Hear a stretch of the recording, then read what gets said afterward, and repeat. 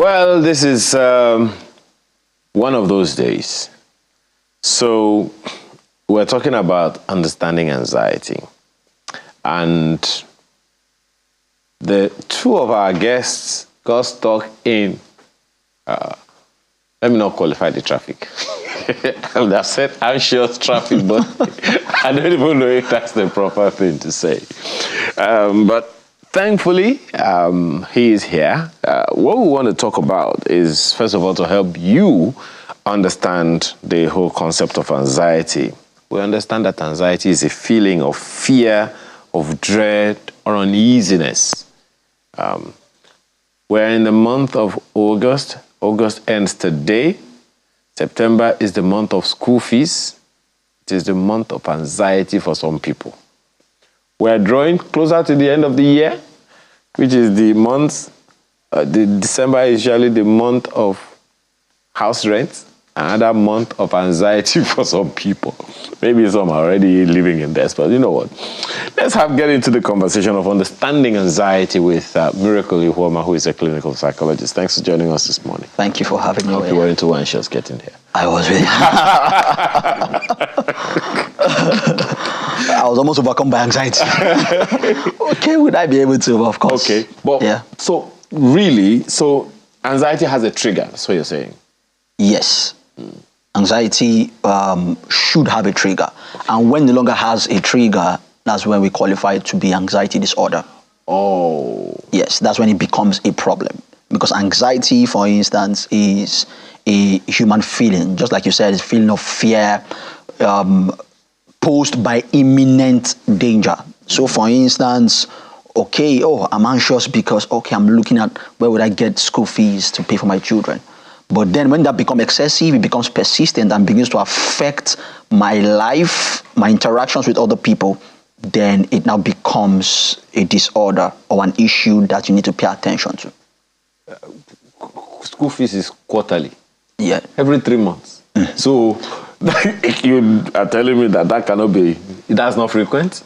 It's something that happens every 3 months. Someone is going to pay school fees. If you're always having anxiety over paying school fees, then something is wrong, either with your mental health or with your planning.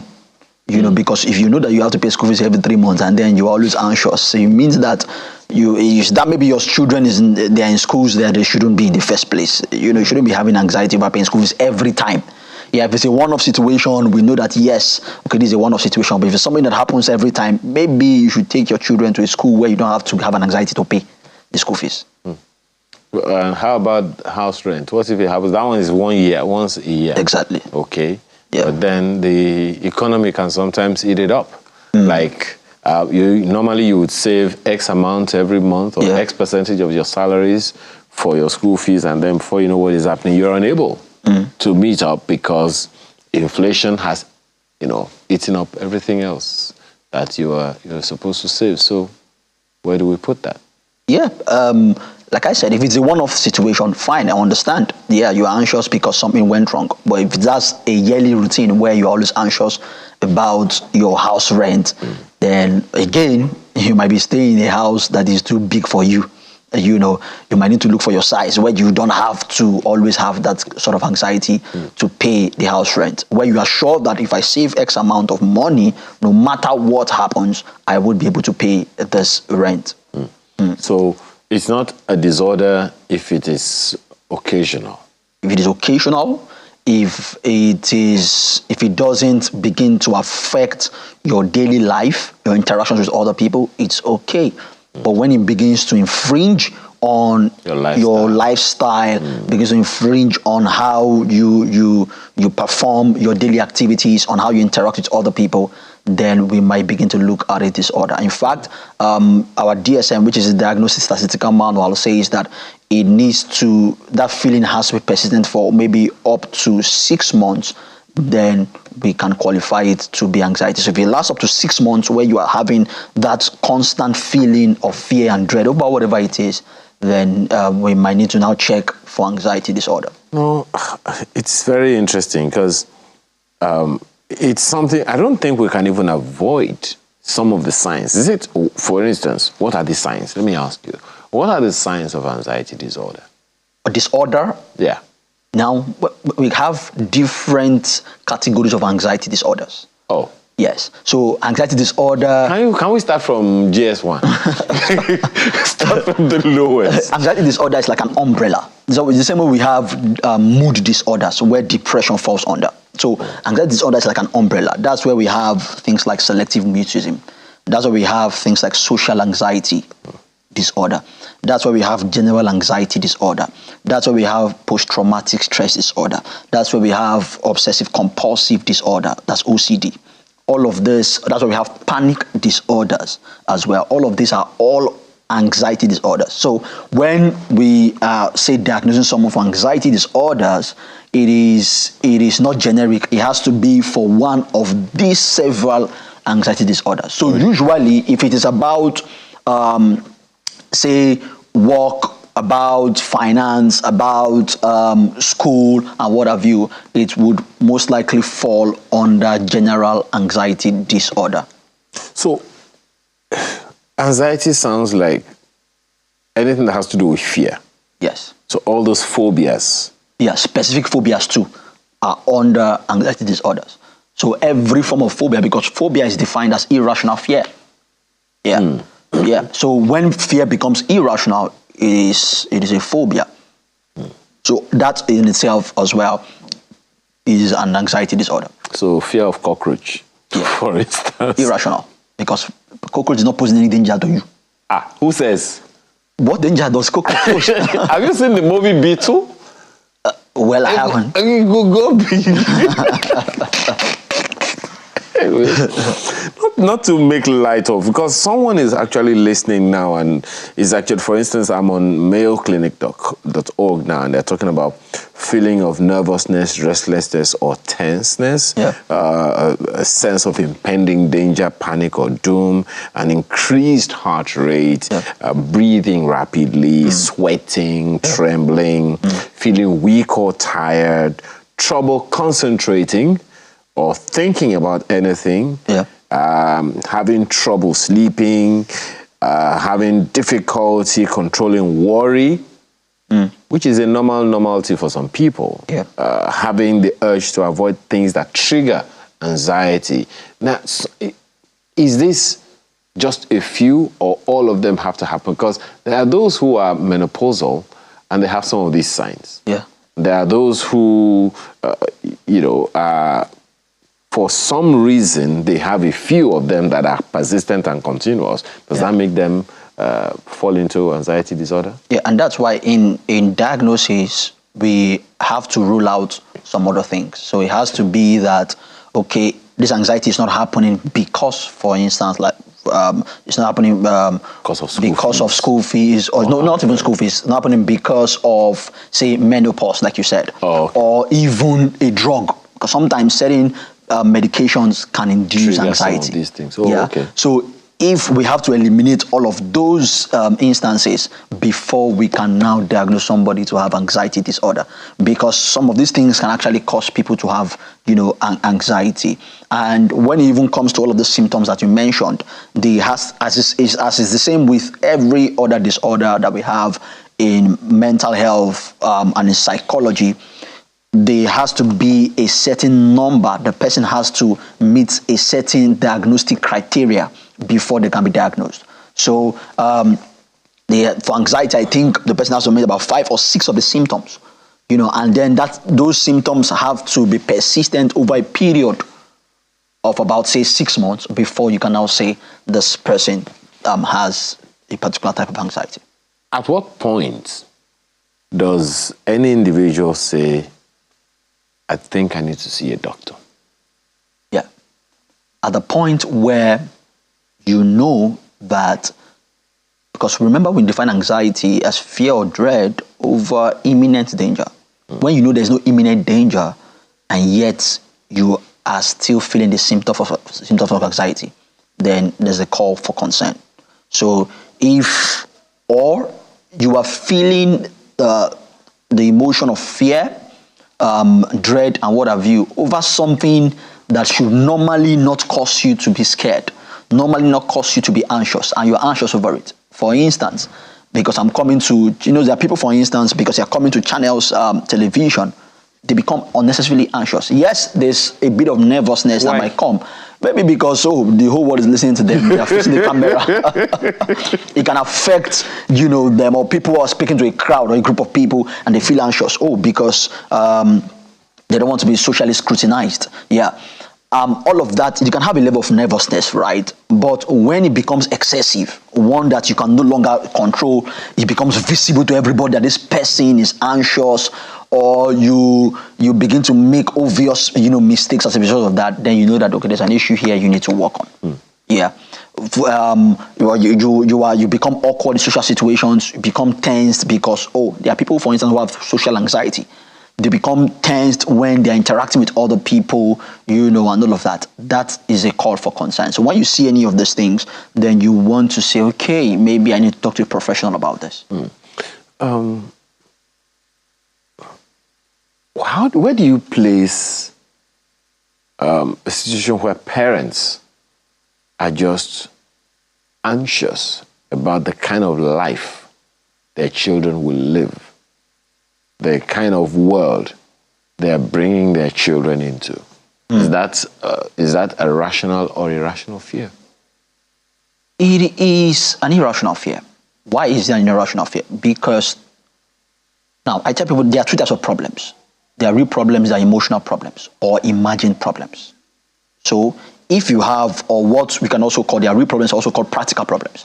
A practical problem is a problem that you can do something about. It's a problem that is stopping you from achieving your goal. That's a practical problem. And practical problems have practical solutions. That's where problem solving comes in. So that's why I usually encourage people to develop problem solving skills. Because in life, problem is a constant K. You're either in a problem, coming out of a problem, or going to a problem. Everybody belongs to one of these three categories. So you need to develop problem solving skills. But then there's another problem, which is a problem that is an emotional problem. Many times emotional problems are problems we create for ourselves. They are caused by imagined problems. So for instance, how will my children turn out? The question would be, is there anything you can do about them turning out well? Yes. So why are you still worried about it? If there's something you can do to make sure that whatever it is, whatever challenge they go through or they face, they still come out on top. So you now have, so I tell people that when you create imagined problems for yourself, you actually double your problems. So let's assume that it's even a real problem. Let's assume that somebody right now has a child that has turned out badly. Now that's one problem. You becoming anxious over what is already a problem doubles your problem. So you have the real problem, which is your child who has turned out badly, and now you have a mental health problem as well, accompanying with that. So you want to make sure that one problem that you have, you stick with the one problem that you have and look for possible solutions for that problem. Because there is a way, for instance, to even mitigate the challenges that you're foreseeing in this world for your children. How? By preparing them, by making sure you go the extra mile to prepare them. Because no matter how bad the world is, there would always be remnants. There will always be people who are good. There will always be people who turn out well, no matter how bad. Generations past and present has told us and showed us that no matter how bad it is, in America, there are people who still get married as virgins. So it doesn't matter where you are. There are people who would still do the right thing. Okay. Yeah. So Godwin is asking a question. Says he has a friend who is addicted. I hope this is not an addiction problem. To playing football bets. And always there is this look on him when he loses a game. Clearly, you can imagine. So he's asking what can be done to help his anxiety in this situation. Is that anxiety? That would most likely be because anxiety usually happens when you are foreseeing a problem, not after you have had a problem. Most likely, that is sadness. Is he not supposed to foresee that he you most likely lose? Yeah, it's a bet in the first place. Okay. So that's having too much expectations, actually, unrealistic expectations. Okay. For the guy, and most likely he's experiencing sadness. Okay. Yeah. There's this. You spoke about parents earlier. I just wanted to quickly take that one. Now, how about the children themselves, the young people? Most young people out there they're disillusioned. They don't know what the future holds. Some live depressed. Some are anxious every day. What will tomorrow bring? What's going to happen to me tomorrow? They don't even know. They don't have a forecast into any future. So they literally, perpetually live in anxiety. But because they are young, no one would imagine that a young person would be having that kind of experience or a disorder going on. What would be your counsel? Yeah, for every child, it's the same thing as a parent. Number one is have a vision. Because when you have a vision of where you're going, somehow vision instills hope. Because you know that, okay, even if no matter what I'm going through, no matter what is happening with me right now, there's where I'm going to. So vision helps you to have a hope for the future, right? And that's even what the concept of the future is. Because in the real sense of it, there is nothing like the future. The future is just God's way of, keeping our hope alive. Because today is yesterday, today is the tomorrow you talked about yesterday. So if you have a vision for your life and you have a picture of where you are going, it keeps hope alive. It makes you know that no matter what it is, my future is going to turn out well. And the next thing you want to do is to also plan alongside the vision that you have. That planning. There is no problem with planning. There is no problem with envisioning. Yeah. It's the movement. The movement, yeah. What am I going to do to get to that future? Yeah. I mean, you have to see it. You see it. You've seen everyone else do it. And then you plan. You think that it is something that you should be able to do. Planning is not the problem. Getting it done. That's the problem. It might shock you to know that many young people don't have a vision. If you go around and ask 10 young people, where do you see yourself in the next 10, 15 years? I can bet you that out of 10, most times you would have less than 3 who would give you a clear picture of where they see themselves. Really? Yes. For a lot of young people, just anywhere belly face. Let's just be going, whatever happens. You say, I feel like in this economy, in this Nigeria, let's just be going, whatever happens. A lot of them don't have a vision. So for some that have visions, some of them don't have a plan, a step-by-step process, strategy on how to get that vision. To say, okay, this is what I'm going to do. Step 1, I'm going to get a degree in this area. Step 2, I'm going to get a mentor here. Step 3, I'm going to get a job, work for 3-5 years. And afterwards, step 4, I'm going to, start my own establishment or what have you. A lot of them don't have that step-to-step plan. Okay. Because that in itself mitigates a lot of the anxiety that one would have. Yeah. For instance, personally, I came from a humble background. But one of the things that kept me going was the vision that I had. I know that, okay, there's somewhere I'm going. So I had a mental picture. So whatever challenge I was going through at the time, because of that vision that I had, it helped me to go through the challenge happy and excited, even though I knew it was a challenge, because I know that someday I'm going to come out of this challenge and I'm going to help a lot of other people come out of the same challenge. Yes. Okay. And like you said, movement, of course. But many times, because it is direction that should precede movement. Because when you don't know where you are going, movement becomes irrelevant. Yeah, because no matter how far you go on the right direction, it doesn't make it the right path. So it's very important that you have a vision, you have a plan, and of course, movement can now follow the vision and the plan that you have. Thank you so much for your time this morning. I'm sorry we had to put you through that. By the way, can we ask the Lagos State government, particularly in Lagos, most of the traffic people are experiencing this morning is induced by fuel queues at fuel stations. Yeah. In many cases, they are doubling the queues. It's just the main fuel queue, and then there are others who want to shunt in front of the other people, and they accumulate traffic along the road. So please, let the Lagos State government, and this is happening on major highways, please let the Lagos State government do something as quickly as possible on this particular matter. Thank you again, Miracle Ihuoma. Thank you very much, sir. Psychologist, for your time. Well, back right after now, and I know the matter is not a laughing matter, but whether or not you will, I guess we'll see when this break is over.